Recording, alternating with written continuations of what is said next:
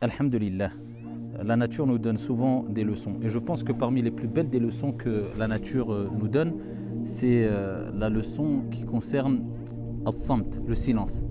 Car il faut savoir que dans la religion musulmane, as-samt, le silence, garder le silence, c'est considéré comme une ibada, comme un acte d'adoration. Alors pourquoi je parle de la nature et je dis que la nature nous donne des leçons, et particulièrement cette belle leçon qui concerne le silence? Tout simplement parce que la nature s'exprime à travers sa beauté tout en gardant le silence.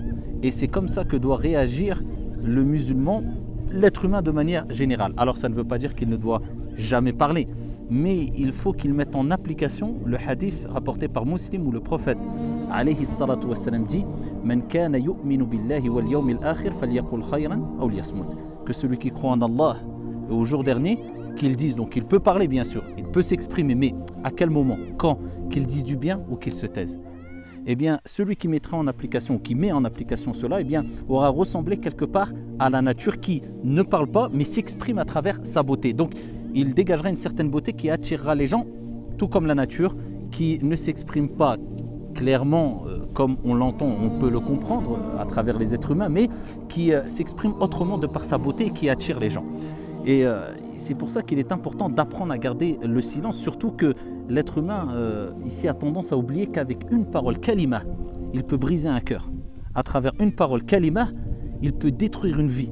À travers une parole, une simple parole, kalima, il peut pousser même quelqu'un au suicide, tellement qu'il l'a touché, tellement qu'il l'a atteint psychologiquement, il a akhiri, etc.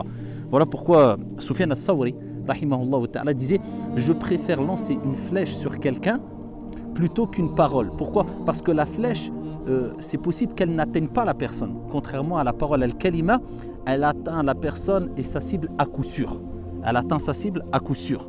Et voilà pourquoi le prophète alayhi salatu wassalam dans Sahih Muslim, il dit quand il fut interrogé sur quel est le meilleur des musulmans. Et le prophète alayhi salatu wassalam a répondu, c'est celui dont les autres personnes sont à l'abri de sa langue ainsi que de sa main. Et Wahb ibn Munabbih, rahimahullah ta'ala, disait, il y a unanimité chez les sages. Il y a unanimité chez les gens de science, de clairvoyance, quant au fait que garder le silence, sauf quand il faut vraiment parler, hein, donc pour dire du bien, sinon se taire, mais en général je ne pense pas que on parle plus pour dire du bien que du mal, malheureusement. Illa ma rahimallah. Et il dit, Wahb ibn Munabbih, ici, la tête de la sagesse, c'est le silence. La tête, ra'sul hikmah, la tête de la sagesse, c'est le silence. Voilà pourquoi les gens les plus sages, al-hukama, sont ceux qui parlent le moins et qui agissent le plus. Donc il est important de parler, d'échanger, de discuter, de s'exprimer, mais pour dire du bien. Et il est important de se rappeler qu'Allah tabaraka wa ta'ala, notre Seigneur, nous a créé avec, comme le rappellent des sages depuis des siècles maintenant, avec une langue et deux oreilles pour nous rappeler qu'il est beaucoup plus important d'écouter que de parler. Et si on appliquait cela, je pense que le monde, de façon générale, irait mieux. Et n'oublie pas qu'à travers une parole, tu peux détruire, briser des cœurs et diviser un grand nombre de personnes sans t'en rendre compte. Qu'Allah tabaraka wa ta'ala fasse de nous des gens sages qui savent s'exprimer en dégageant une beauté et qui savent parler quand il faut parler et se taire quand il faut se taire. Wallahu a'lam, walhamdulillahi rabbil alamin.